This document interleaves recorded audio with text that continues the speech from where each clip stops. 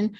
You may have been invited by Shannon Clark, who is the owner and clinical director of Restore You Counseling and Consultation. She's super, super passionate about what she does. She has over 15 years of experience empowering clients to address and resolve their personal and social psychological challenges. And she works with a lot of people in the Maryland, Washington, D.C. area. Right now, she has a journal out called Story of My Life Journal, which is like a guided journal to help you work through your emotions. It is available on her website, restoreyoucounseling.com. She also has a children's book out called Ari Meets Her Feelings that also assists children with identifying their feelings. And soon she will have the children's guided journal out as well. So very happy for her. But tonight we're going to get started. Let me just briefly introduce you to Shirley Stitt. She is a licensed clinical professional counselor. She is the sole owner of a private mental health practice. Her past work has included working in retail management. She's been an educator, faith-based community organizer, and program coordinator. When not working, she volunteers her time with the American Cancer Society and pro bono counseling. She is a member of the National Coalition of 100 Black Women and attends Mount Calvary AME. Shirley believes all individuals are entitled to the basic quality of life, and her purpose as a therapist is to promote emotional and spiritual well-being in individuals. Thank you for joining us tonight. Thank you, Danielle. So it is a pleasure to be here tonight and to present emotional well-being. Although, as Danielle said, that I am a licensed therapist, that tonight my role really is to be a facilitator and to facilitate this conversation about emotional well-being, share with you some information that hopefully you'll be able to take away and that can be of use to you as you go about your day-to-day. So here we go. So tonight, the objectives are that we understand the connection between mind, body, and spirit. We'll talk about signs and symptoms of 2 common mental health disorders. We're going to come up with a definition of what self-care, what it is, and what does it do for you. And then we're going to take and we'll all together learn 3 techniques that can help to reduce stress, help to promote our emotional well-being. And then lastly, it is for you to establish what will be your own plan for how you will care for yourself. This diagram is just a reminder about the connection. Many times we think the body is one thing and the spirit is something else and the mind is another. But this really is to remind us that there is a connection. And so that when we have a healthy body that is free of disease and illness and not riddled with pain, it wants us to, when our bodies are healthy, to engage in activity, to move about, and just to be more active and engaging. And we know that when we have a healthy spirit, it's about being centered and understanding that we're part of something that is greater than self that exists in the world. And so, you know, a healthy mind is about the brain, how we are exercising it on a regular basis, and the ability to reduce low levels of stress and worry. And that is by choice, and maintaining a real positive attitude, practicing gratitude, and feeling a sense of joy. When the body is under duress and experiences stress in the body, stress causes other diseases such as headaches, high blood pressure, obesity, diabetes. So when our bodies are not healthy and we're dealing with illnesses, it affects the way that we think and feel about ourselves, which also affects our spirit. So when we're taking care of one aspect of self, we have to also remember that we have to take care of our mind and we have to take care of our bodies. So tonight, we're really going to focus on talking about our emotional well-being. The National Institute of Health defines emotional wellness as the ability to successfully handle life stresses and to adapt to change in difficult times. Sometimes, we all say that we're going through, right? And that there's just a lot. But sometimes we can have a lot and we really can't handle what's coming at us in a way that we'll get through it, but it is in the how. And so when our minds are healthy, our bodies are healthy, and we're really all connected, it means that things will be difficult, but how we manage and respond will be different. So I like a little statistics, and we may or may not know this, but Health and Human Services Office of Minority Health states that Black adults are less likely to report persistent symptoms of emotional distress, and we just won't tell and we won't say. And so 1 in 3 adults who need mental health care are less likely to receive it, are less likely to receive consistent care. And because we're not showing up and we're not reporting symptoms, as studies and research is being done, we're not included or considered in what is happening. And we know that we're more likely to use emergency rooms or primary care doctors to address our mental health. And sometimes there are risk factors that really put us at risk. And when we need to seek mental health services to help maintain our emotional well-being, we are least likely to not. So I know that you can see, and I do just want to bring to your attention just a few of these factors. So stressful or traumatic events. Sometimes we'll say that life happens, but trauma is anything that is a major life-threatening event. And that could include any diagnosis. October is Breast Cancer Awareness Month. So anyone who is dealing with cancer and having to go through diagnosis and surgery and treatment, that is a traumatic event because of how you're left. You're less likely to want to go to the doctor, but to be anxious about what will the doctor say or what is next. We know that loss can put our emotional well-being at risk. And losses don't have to always be a physical loss, but a loss of job could be the loss of eyesight, the loss of the ability to use a limb. It could be the loss of a house, could be the loss of a car, but relationships that may, if you've been in a relationship with a significant person for a period of time and then there's a breakup, that is a loss. And then, adjustment. So getting a new job, going to school, going back into the workplace after COVID, having a baby, even getting married can be an adjustment.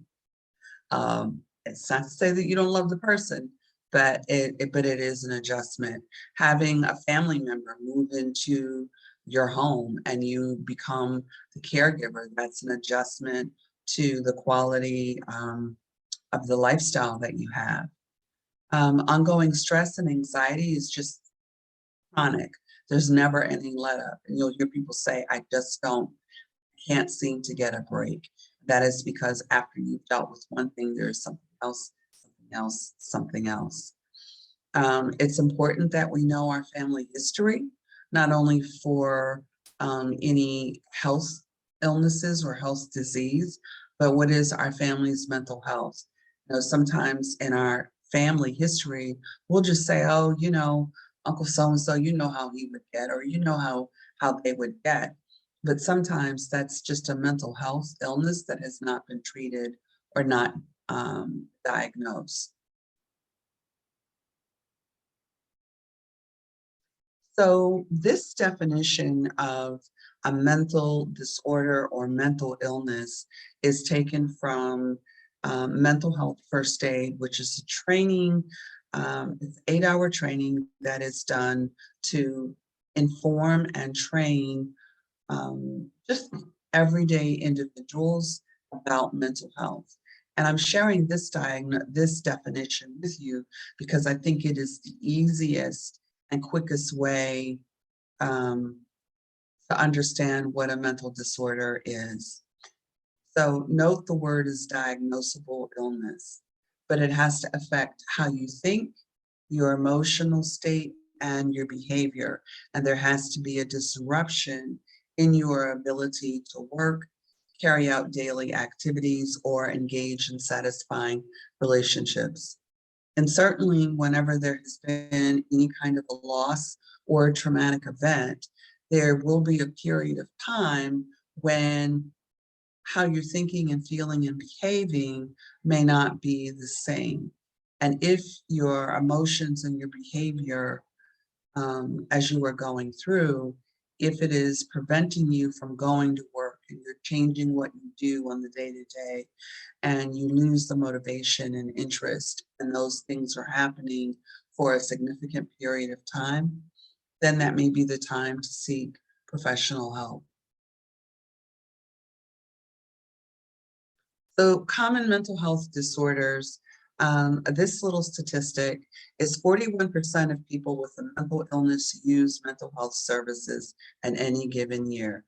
Only 41% will use mental health services, which means that nearly almost 59% are not receiving treatment or seeking care. And we do know about common mental disorders, and we know about anxiety, depression, and substance use.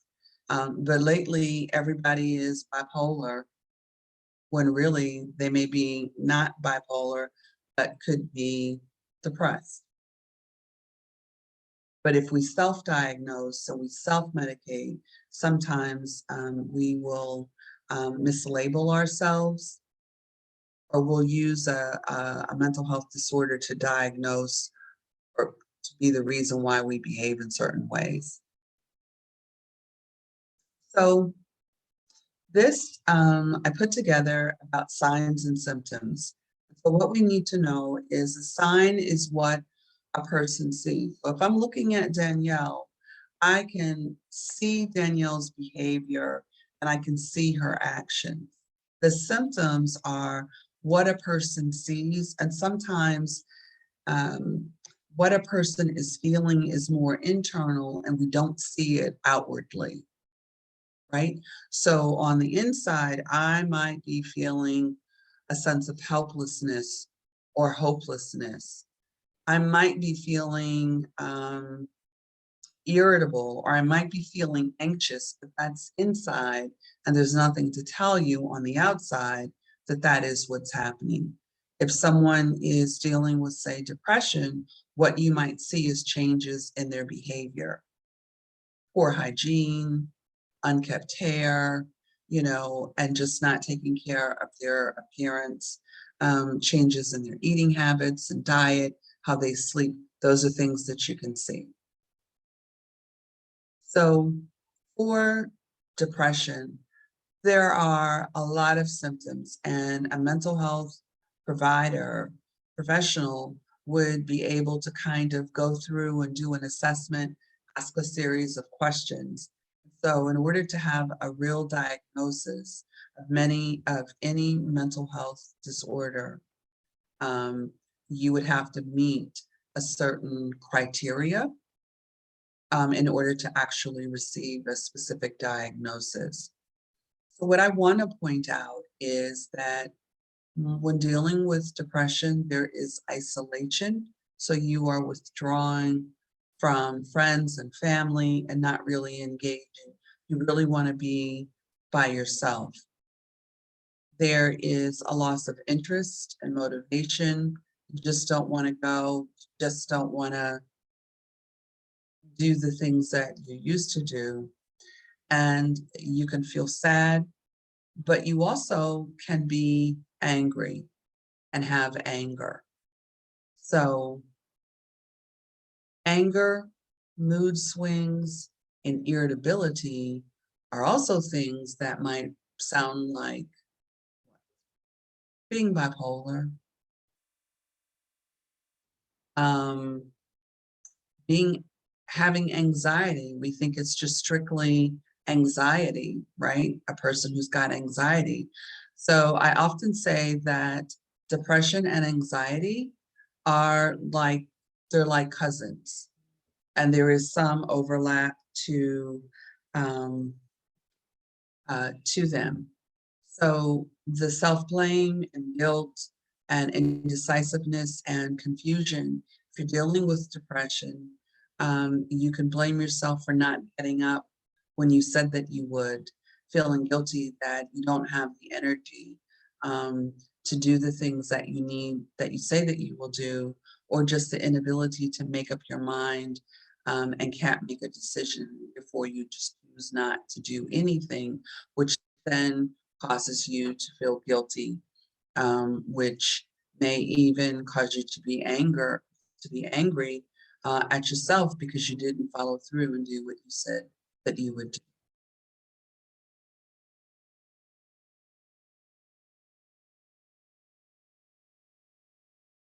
And when we look at anxiety, some of the signs are behavioral, are avoiding situations.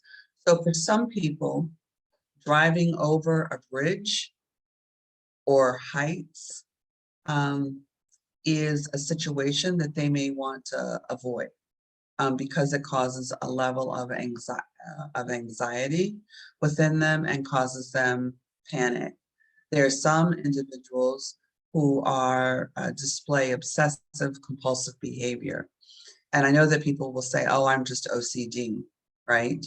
But to the person who really has this condition, it is difficult for them to say before they leave home, they have to check and to make sure that the stove is off and all the lights are off and all the windows are off. And they may do that several times before they actually leave the house. And some people will never leave the house because of just the obsessive behavior. Psychologically, it's just unrealistic or excessive fear and worry. And so the mind will go, and we've all done that. To those of you who are listening, how many of you have laid in bed at night and been very concerned about something? And so your mind will just ruminate over and over and over about the same thing and thinking through all of these what if scenarios.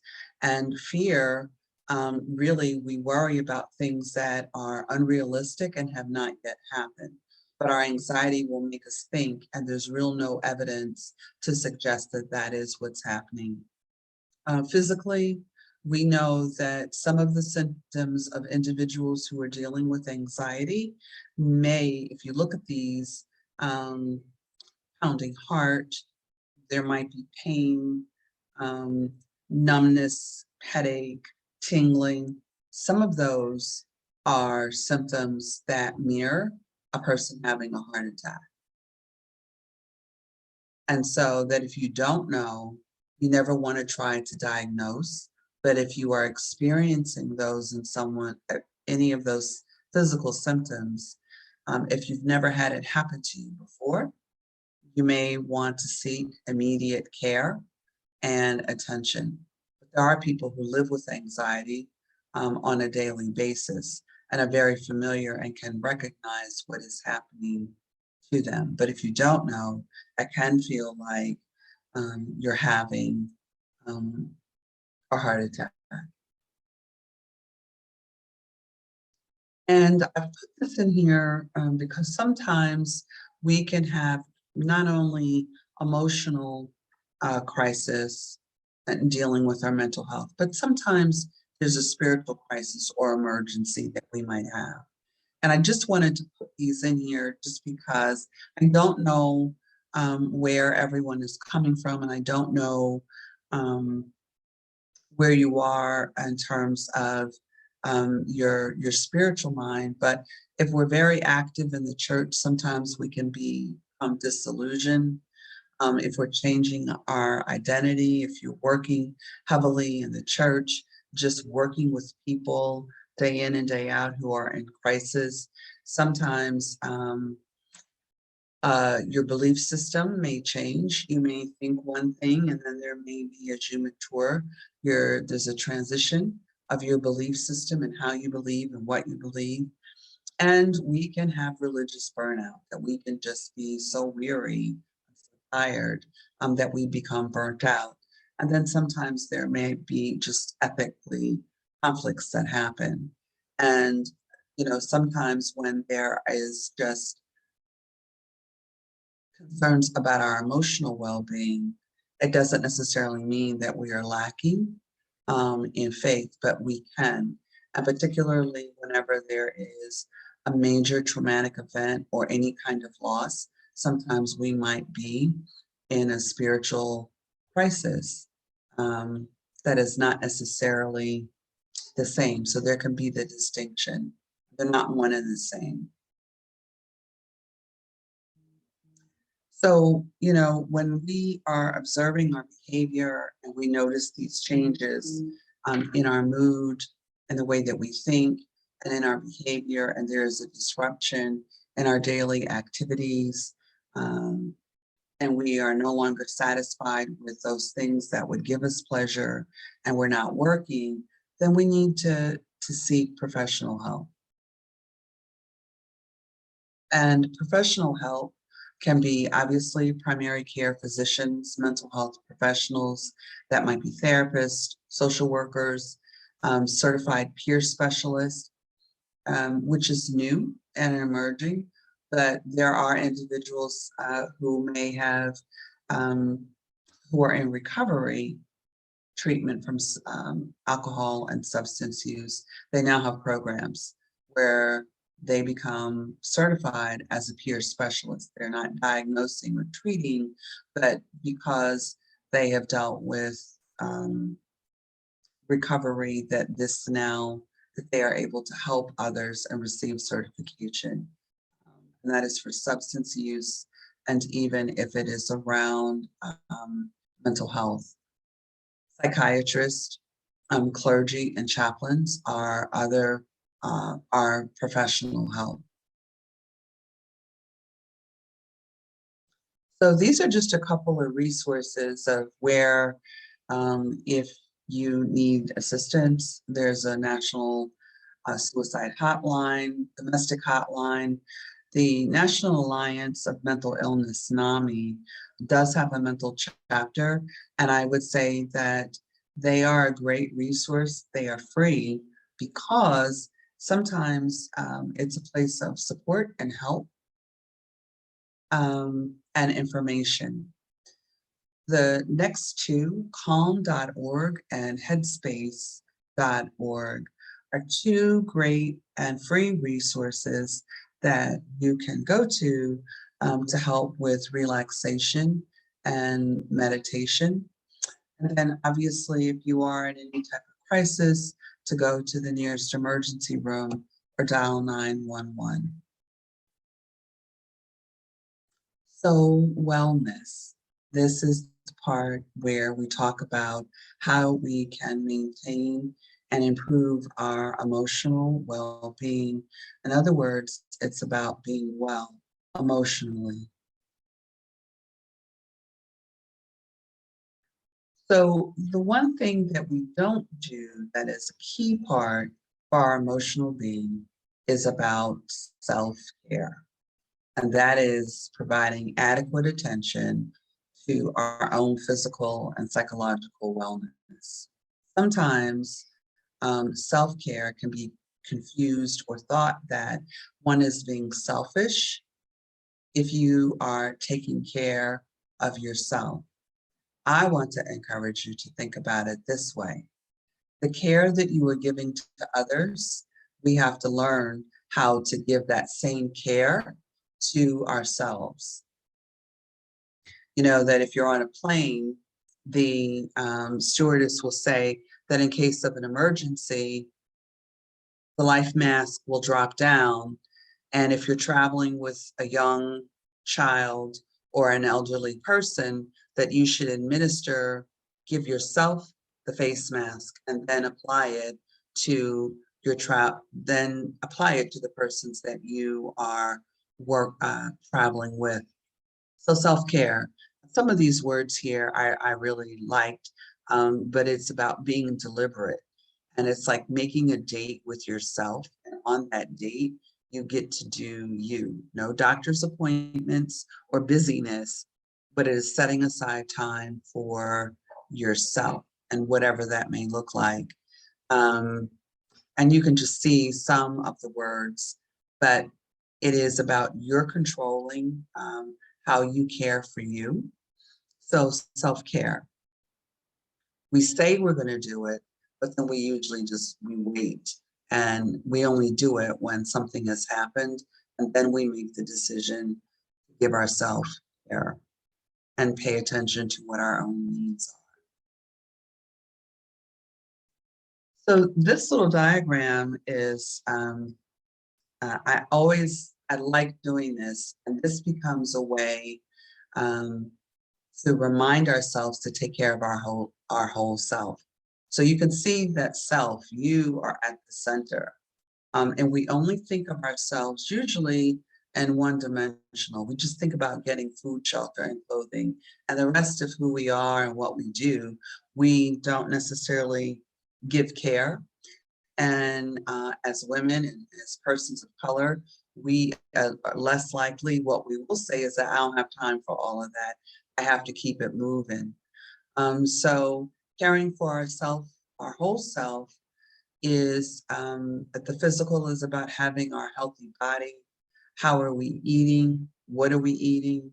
How are we resting? Do we have a good sleeping habits? Is there exercise? And are we in good health?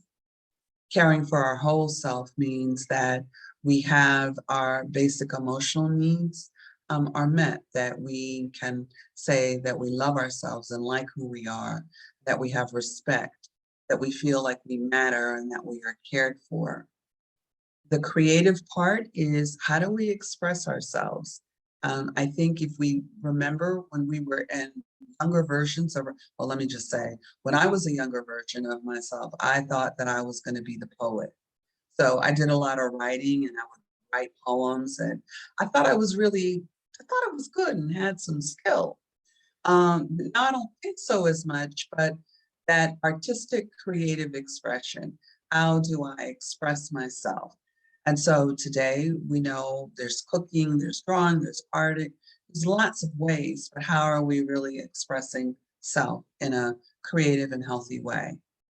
Intellectually, I just will say that it's, how are we stimulating the brain? Remember, part of the healthy mind is about how are we exercising the brain and how are we taking in new information.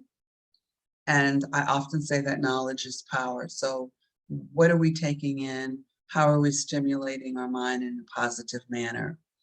We've talked a little bit about our spiritual self, and having a healthy spirit is just remembering that we are connected to something that is greater than ourselves. And how do we experience that connection? For some, it may be through prayer, meditation, acts of service to others, just kind of random acts of kindness and service. And then another part of ourselves is social. Now, during COVID, we were just shut off from any kind of social interaction, whether it be in a place of worship, spending time with family or friends, or pursuing interests. We did not have that ability. But each of these little shapes represents a part of who you are. So when we think about self-care, we have to think about all the other parts that help to make us whole.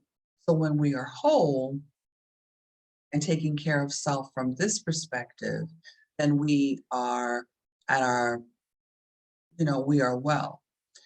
This little diagram also says that these are our basic needs. And when some aspect of ourselves is not being taken care of, it really affects the way that we are thinking, the way that we are feeling, and the way that we are behaving. Just a quick example would be when I think about physical needs, I would have to ask you all, how many of you, before you got on this call, actually took the time to eat? How are you feeling right now? You're feeling a little thirsty. Oh, you ate, Danielle, right? But that may not be the same. But when we haven't slept, we can be cranky, a little bit irritable. I mean, we just like let it loose. And so when we let loose or we find our changes in our behavior, that is when we may need to ask ourselves, what part of me have I not taken care of? What part of me needs some attention? Social, it said all work and no play. And so we work hard and then we just can't handle having fun, right? But there's maintaining that balance. So this is really our responsibility in how we do it. And it is kind of yours and yours alone. Others can help and add to it, but this caring for yourself is really, it's a job. It is a job, but it just means that it shows up in how you love and care for who you are, and that you are able to then care for others the way in which you care for you. So self-care is really about knowing who you are and knowing your limits. So sometimes we like to push the envelope, right? And we may think that if we have a list of 20 things, we think that we're going to get all those things done. No, are we pushing the limit? No. So sometimes we have to know what our own limits are. We have to actually take time to get to know who we are, our own self. And sometimes we're not in touch with self.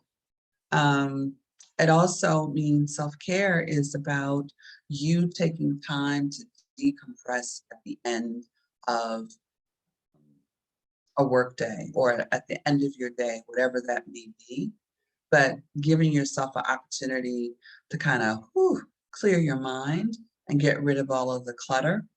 And even if you are in a workplace or if you're in the home working, that throughout the day, take the time, take 5 minutes, take 10 minutes throughout the day to really decompress.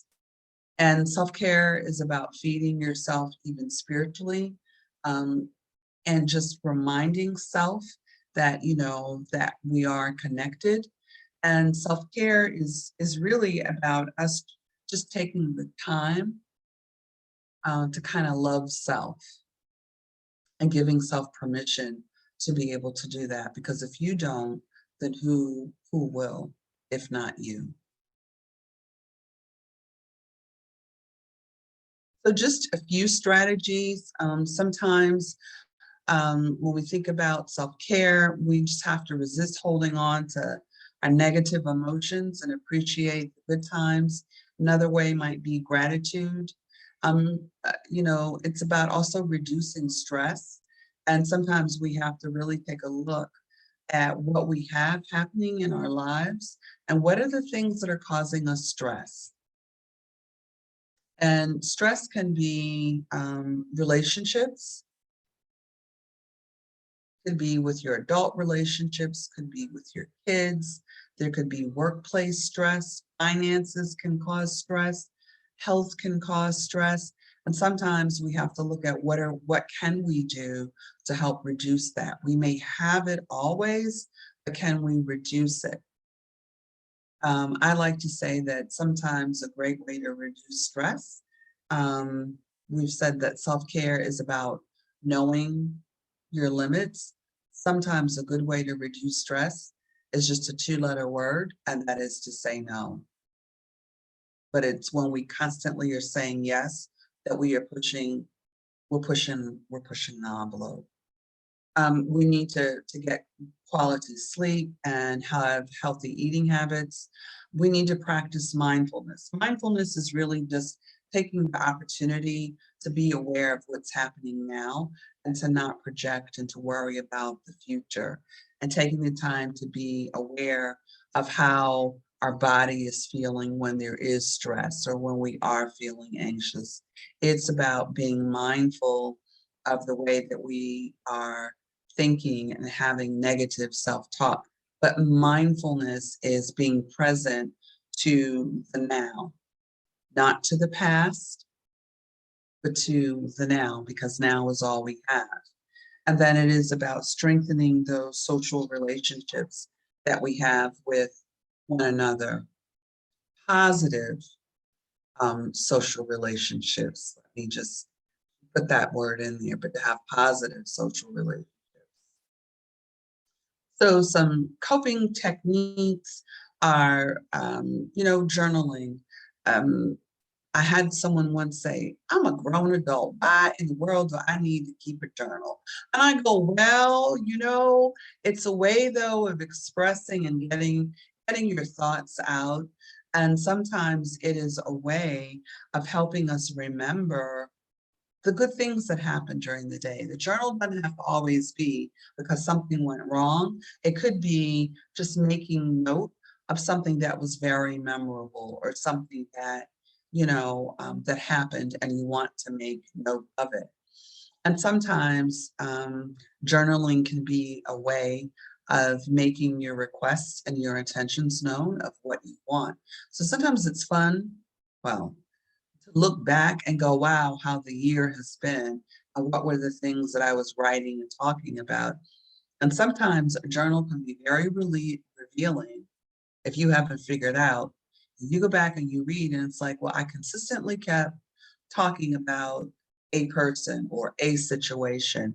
And it might be like, maybe this is now the time for me to do something about it. Gratitude, exercise, lots of stuff on YouTube that you don't even have to sign up to go to a gym.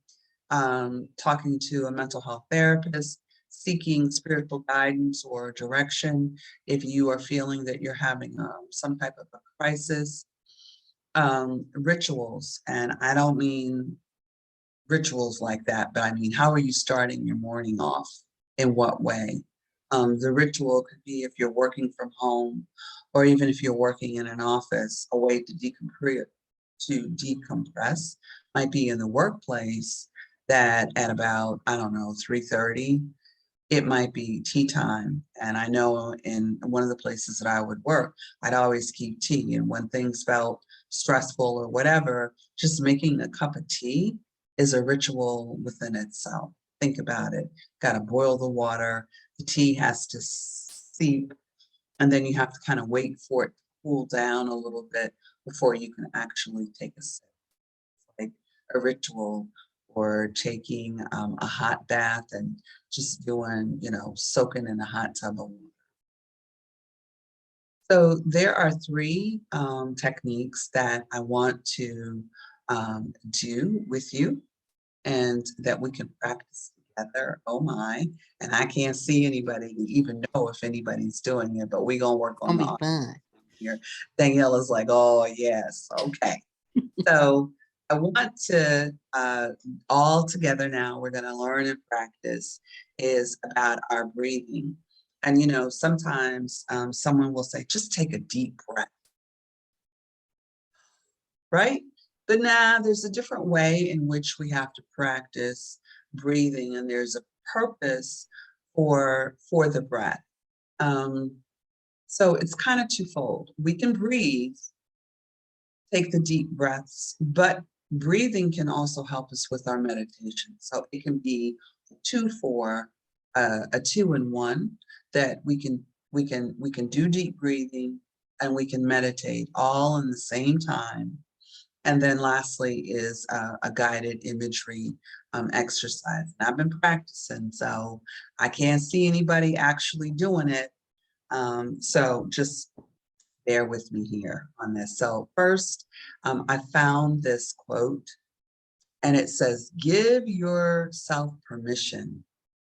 Take time to breathe, to live life, to give, to love, to reflect, to be present, and to just be." Giving yourself permission. That is a wonderful kind of thing. It sure is. Give yourself permission. Give yourself permission to cry if you want, do a happy dance if you want, but give yourself permission, even to say no.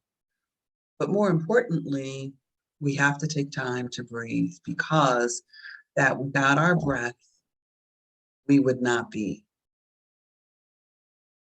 We need to breathe.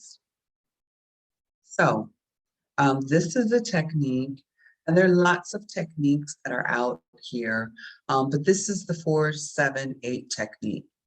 So what this means is that wherever you are, to get in a position, whether you're standing or you are resting, laying down, but you're going to place your hands on your chest and on your belly. And what we're going to do is we're going to actually breathe in for 4 seconds and just allowing self to feel your breath coming into your lungs and your stomach. You'll hold your breath for 7 seconds, and then you're going to breathe out for 8. And in the 8, you should be able to just completely empty out your air from your stomach and lungs. And for purposes of tonight, we're just going to do, we'll go through, we'll do it 3 times. So don't worry about the count, because I will do that.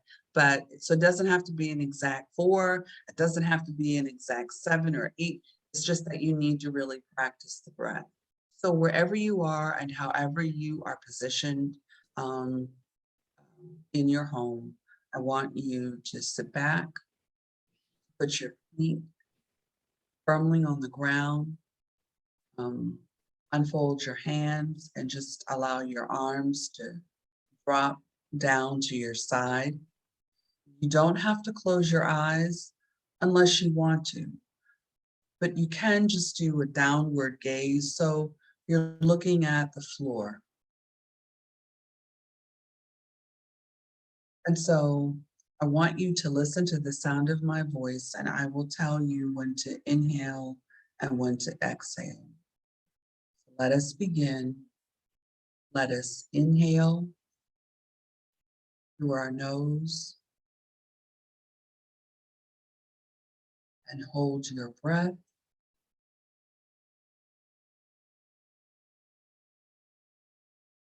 And now exhale.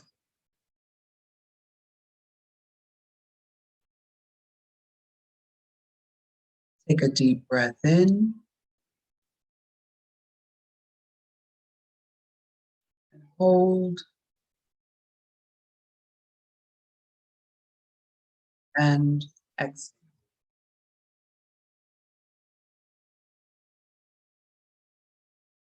And last time, inhale,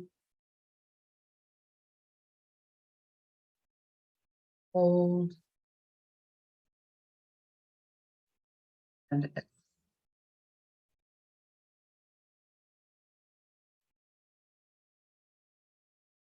And now whenever you are ready and you want, you can return to the room.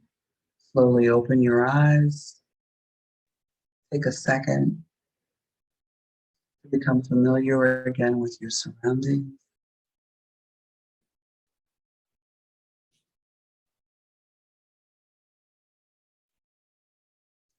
And what you have done, 3 reps in less than 30 seconds, you've taken time for yourself. So if you were in the room and I could really see you, I'll ask Danielle, how are you feeling right now? I'm feeling really relaxed. Yeah. And I feel like I'm in tune with myself. I was more in tune with myself. And that is the idea about us being in touch. And that's a part of mindfulness. So some people will use breathing as a way of helping to do meditation. So, anyone ever tried meditation? And they're like, it doesn't work. I can't sit still. So sometimes we may need to use just our breathing as a way of helping us to quiet the mind, and the soul will speak. And I love that. It's when we can be still and in meditation that a lot of the answers and what we are seeking, it will hear it. But we have to be still. And before we began, Danielle and I were talking about we're busy being and doing, but we don't know how to be still. So quieting of the mind and the soul will speak. So this next technique that I want to share is a guided imagery. And this is, we can have our minds filled with clutter and just the hustle and the bustle. And so for a moment, it is using our minds to create an image. So again, I am going to ask that you are in a comfortable position, and you can lie down or just be comfortable. And we're going to just take a few deep breaths in. And again, listen to the sound of my voice, and I will guide you through. So let us become aware of our breath. Let us breathe in, hold, and let us breathe out. Let us breathe in again. Feel your breath as it enters your body, cool feeling. And then as it warms up, as it's traveling down into your lungs and into your stomach. Inhale again. Fill your lungs. Deep inhale, bringing in the energy, vitality, the very life of breath itself. And now as you are exhaling, feel all of the toxins that your body has been holding on to.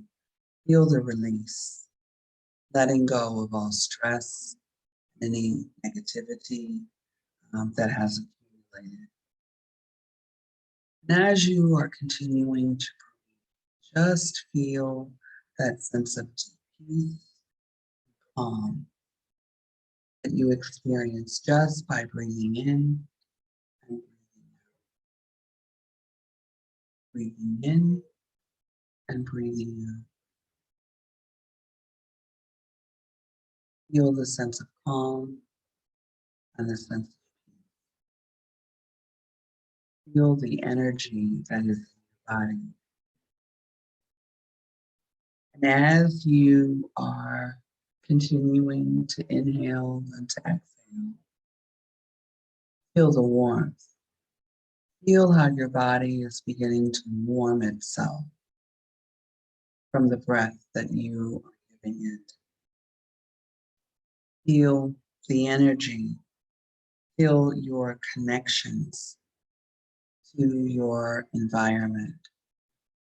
Now, as you are continuing to breathe in and to breathe out, imagine that where you are sitting is directly, that the sun is directly above your head. And as you are sitting and you are breathing, imagine the feel of the sun on the top of your head. Allow that feeling, the warmth and the energy of the sun as you are continuing to breathe. Allow that feeling to travel down from the top of your head, down to your face, that feeling of warmth through your neck, your shoulders. Your arms feel the warmth.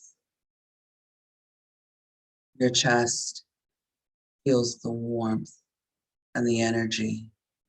And that feeling just continues to radiate down your whole entire body. You're just breathing in.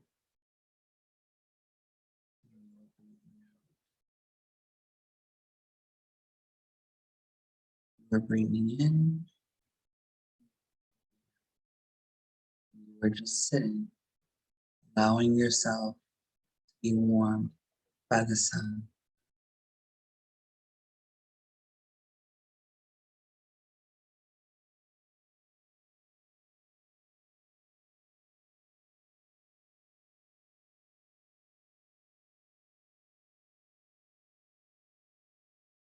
And as we take a final inhale breath and we hold it and we exhale.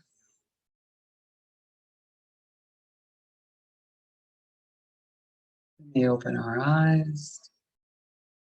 We return to our surroundings. You can open your eyes.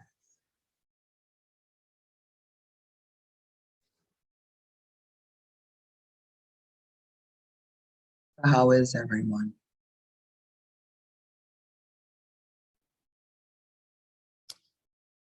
I'll say for me, that felt very good. It helped me to become more aware of the parts of my body that were feeling tense so that I could stretch it out or move that part of my body around. So thank you. You're welcome. And Channing, guided imagery can be done in any number of ways. It could be imagining that you're on your beach or you're in your favorite place.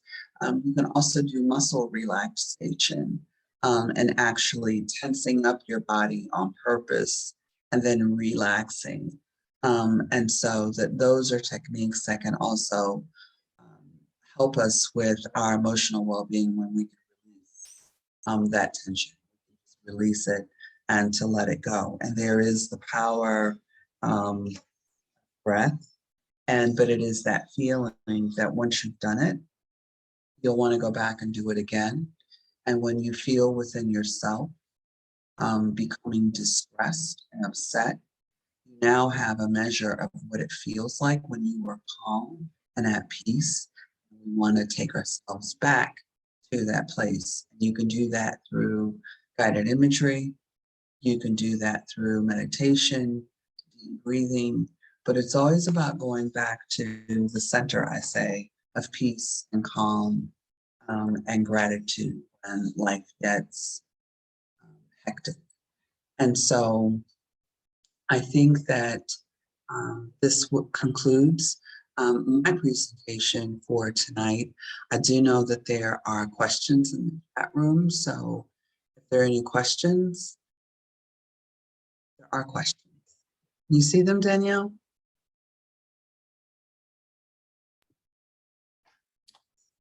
No question. I was muted. So You were no muted. questions. Yeah. I see chat. I'm seeing chat. Yeah. Okay. Well, I mean, for anyone that may have a question, please feel free to raise your hand or you can type it in the chat or just let us know, like, how did that make you feel?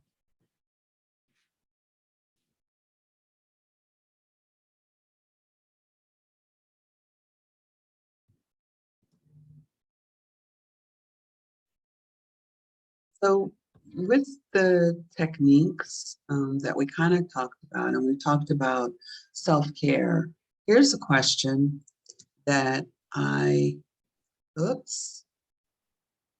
having technical difficulty. So this is the question, but what is your plan for self-care? We've talked a lot about it this evening. We've talked about our emotional well-being, and what is key to our emotional well-being is healthy mind, healthy body, healthy spirit, and taking care of ourselves emotionally. So what's a plan for how will you care for yourself? So, I'm always talking about self-care. So part of my plan for self-care is that I'm committed to walking as weather permits, but twice a week. I'm committed to walking. I am committed to drinking a certain number of bottles of water per day.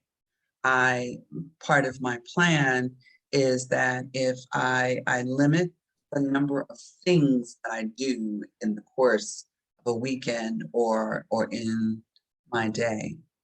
It includes regular visits to my doctor, but I also love to get a massage, and I can't afford it every month. I mean, every week, but without fail, once a month, I get that done. Spending time with family and friends as part of self-care. And I've taken up hiking. So once a month, whew, I'll go on a hike, but that is how I am able to care for myself. That helps me to keep a healthy mind, healthy body, and healthy spirit. So for those of you who are on the listening and on the call, what is your plan for self-care? Remember, self-care is not that you are selfish, but it is the care that you give to yourself that allows you to be able to do the things that you want to do for the people that you love and care about. But more importantly, it is you loving you. And when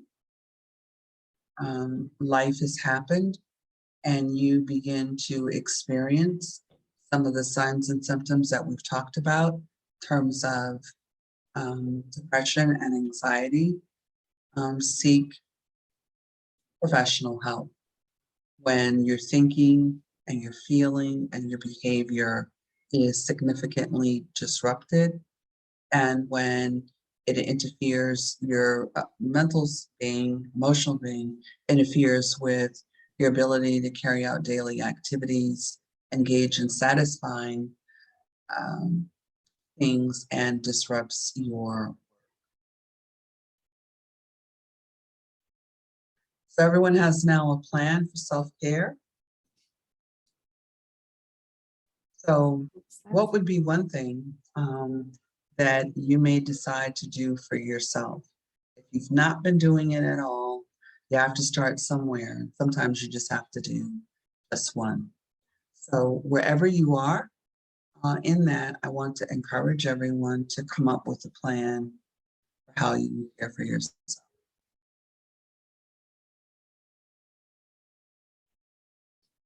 Awesome. Thank you so much, Shirley. Like someone mentioned in the chat, it's just a lot of information. I think everybody's soaking it in. People said that the guided imagery was very calming for them. And it sounds like a lot of people already kind of have a self-care plan, or they've been able to think of some things. Some people said walking, meditation, healthy eating. Smoothies every other day, massage once a month, yoga once a week, and things like that, as well as saying no when a request does not work for them. And I said that is a big one, enforcing the boundaries. While sometimes it can feel uncomfortable for some people initially, in the long run, you teach or you educate other people on what works and what doesn't work for you. And Absolutely. yeah. Yeah, and sometimes we don't want to hear no, or we associate no with rejecting the person. It's just that we're rejecting the the request. And sometimes no is difficult if we made it our business to always feel that we have to please people. But if you're not pleasing yourself, then in the act of what you're doing, you're not necessarily being as authentic or genuine as you can be, Right. when trying to please others always with the no is okay. Like the 3-year-old. If you've ever been around a 3-year-old or a 2-year-old, they're real quick about going no, right? And they don't have any shame in their game. And I, think like, don't apologize for it unless it's Yeah. Because you're just not a good fit for certain things or situations. absolutely. Or some things are really not for you. And if I'm not a shoemaker, I'm not going to say yes to trying to make a shoe.